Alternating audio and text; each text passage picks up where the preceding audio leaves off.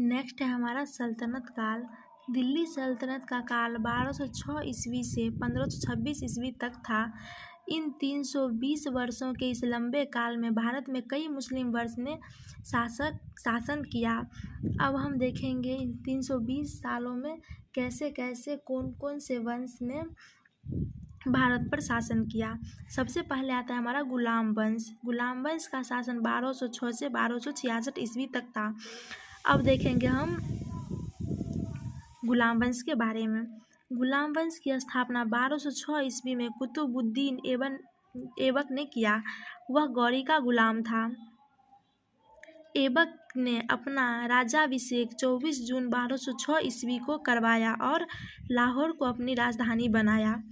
दिल्ली का कुवत उल इस्लाम मस्जिद एवं अजमेर का 2.5 दिन का झोपड़ा नामक मस्जिद का निर्माण ऐबक ने करवाया था। कुतुब मीनार की नींव ऐबक ने डाली। इसे लाख बख्श कहा जाता था। प्राचीन नालंदा विश्वविद्यालय को ध्वस्त करने वाला ऐबक का सहायक बख्तियार खिलजी था।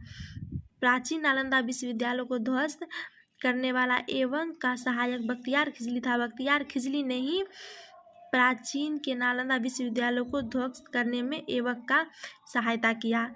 ऐबक की मृत्यु 1210 ईस्वी में चौगान खेलते समय घोड़े से गिरकर हो गई।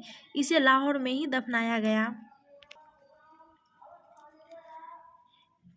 ऐबक का उत्तराधिकारी आराम शाह हुआ, जिसने सिर्फ 8 महीनों तक ही शासन किया।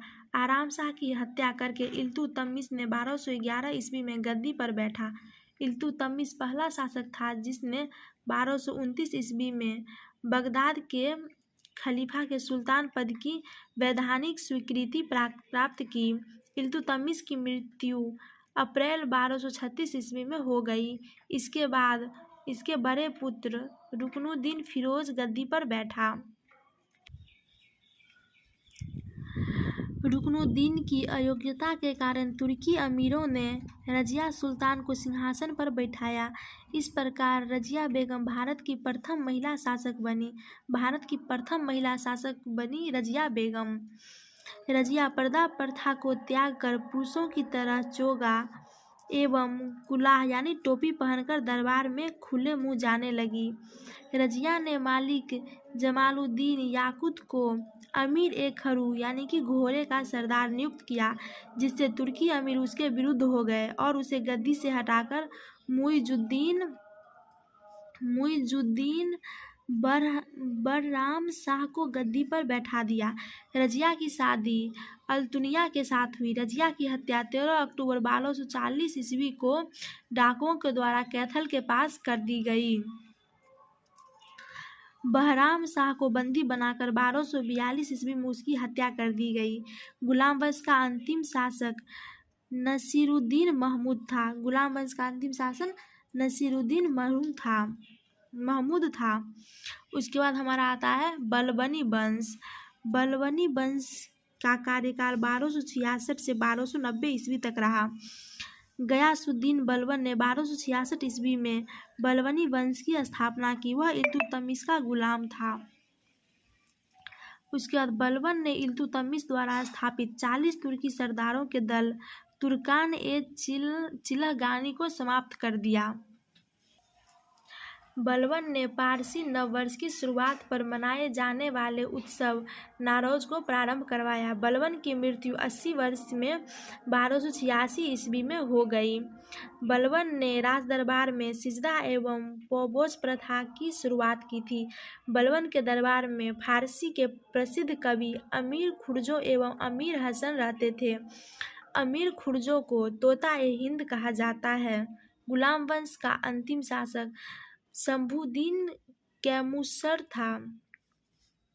अब हम आते हैं खिलजी वंश के बारे में। खिलजी वंश का शासन 1290 से 1320 ईस्वी तक रहा। जलालुद्दीन फिरोज खिलजी ने 13 जून 1290 ईस्वी को खिलजी वंश की स्थापना की।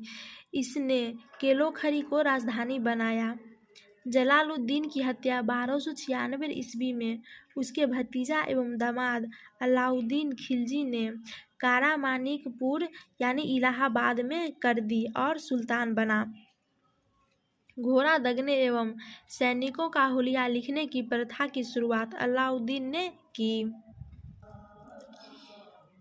जमैयत खान मस्जिद, अलाई दरवाजा, सीरी का किला तथा 1000 खंभा महल का निर्माण अलाउद्दीन खिलजी ने करवाया। अलाउद्दीन खिलजी की मृत्यु 5 जनवरी 1316 ईस्वी को हो गई। कुतुबुद्दीन मुबारक खिलजी 1316 ईस्वी को दिल्ली के सिंहासन पर बैठा। इसे नग्न स्त्री पुरुष की संगत पसंद थी। बरनी के अनुसार मुबारक कभी कभी नग्न होकर दरबारियों के बीच दौरा करता था। मुबारक के वजीर खुसरो खां को 15 अप्रैल 1320 ईस्वी को इसकी हत्या कर दी और स्वयं दिल्ली के सिंहासन पर बैठ